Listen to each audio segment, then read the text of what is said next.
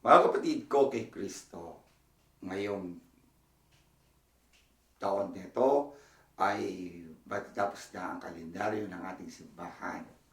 At bago magtapos ang kalendaryo ng ating simbahan, ay sasarado na ang pintuan ng banal na pintuan ng awa. Siguro po, nagulat kayo sa isang buong taon, simula ng Immaculate Conception hanggang sa Christ the King, ay tayo naglakbay sa awa ng Diyos. Ito'y hamon para sa atin. Ito po ay pagpapakita, ang simbahan ay punong-puno ng awa. At ang awa niyan ay pinagkaloob sa atin ng Panginoon para sa kanyang mananampalataya sa pamamagitan ng ating Santo Papa. Yung pagbubukas ng ating banal na pintuan, ito'y pagbubukas na rin ng ating mga puso. Sabi ko nga, ang pangalan, sabi nga ng Santo Papa, at lagi ko sinasabi, ang pangalan daw ng Diyos ay mercy o awa. Dahil nabubuhay tayo sa ibabaw ng mundo ito dahil sa awa ng Panginoon. Nabubuhay tayo dahil sa pag-ibig ng Diyos. Dahil sa awa ng Diyos, ibinigay niya ang kanyang buktong na anak. Bagamat namatay ang ating Panginoon nang puno tayo ng awa at kaligtasan, tayo pa rin ay nakakalimot. Kaya ang ating inang simbahan ay nagkaroon tayong tinatawag noong unang panahon na tinatawag na ang Jubilee Year, ay every sa Biblia, sa Old Testament, ito'y dinadaos tuwing 50 years at hanggang naging 25 years.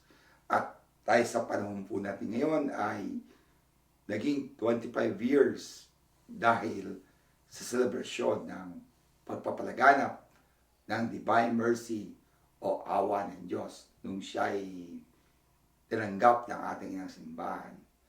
At sa ating panawagan ng Santo Papa na si Francisco, Papa Francesco, ang ating kabunyiang Santo Papa, pinakita niya ang awa ay kailangan pala natin sa simbahan. Kaya sa madaling panahon ay diniklara niya ang taon ng awa o Year of Mercy upang lalo yung mga tao nating nawawala ay mapalapait at mapabalik sa ating inang simbahan. Tayo ba'y handa ng kasama sa pintuan, papasok tayo muli sa pintuan at lalabas tayo na may awa sa ating mga puso. Una-una, lagi ko sinasabi, ang awa ng Diyos ay ito'y grasya. Sabi nga ng Santo Papa, ang pag-ibig at awa ng Diyos kailanman hindi nauubos. Kailanman ang Diyos ay hindi kailanman napapagod pagpatawad sa kapwa-tao, sa mga tao.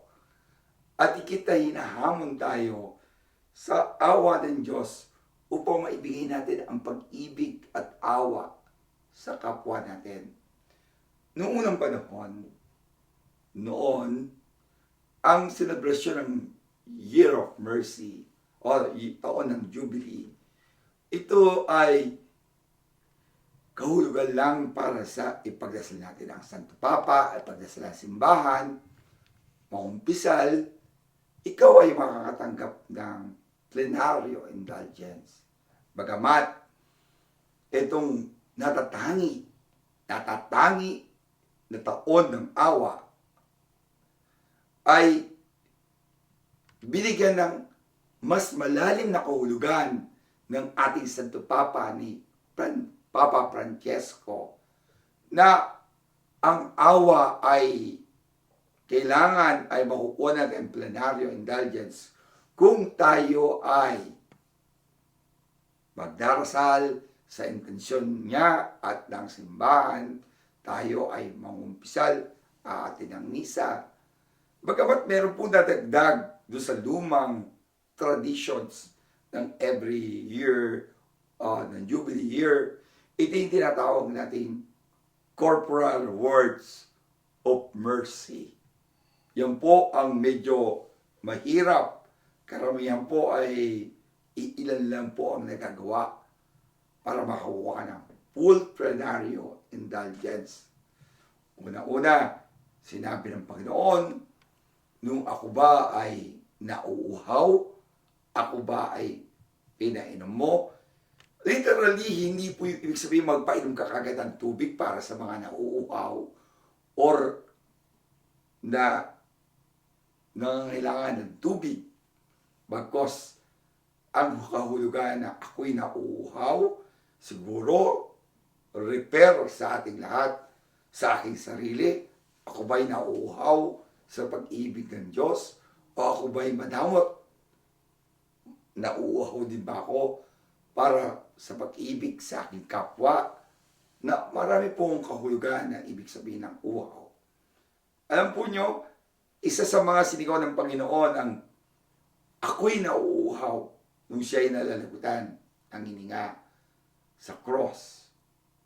Bagamat itong sinasabi niya, ako'y nauuhaw, ito'y paalala para sa atin, siguro, baka ang ating katawan ay uhaw na uhaw sa pag-ibig at paglapit at paghingi ng awa sa Panginoon. Sana itong sinabi ng Panginoon, ako'y nauuhaw, ibahagi natin sa mga taong nauuhaw din sa awa at pag-ibig ng Diyos at ang kahulugan ng ating pananampalataya sa Kanyang unang pananalita sa corporal words of mercy, ako ay nauuhaw. Sana mas makita natin ang malalim na kahulugan ng pag-ibig ng Diyos. Ako'y nauuhaw. Nauuhaw dahil ayaw ko ibigay ang kahulugan ng pagmamahal at pag-ibig ng Diyos sa aking kapwa at sa aking sarili.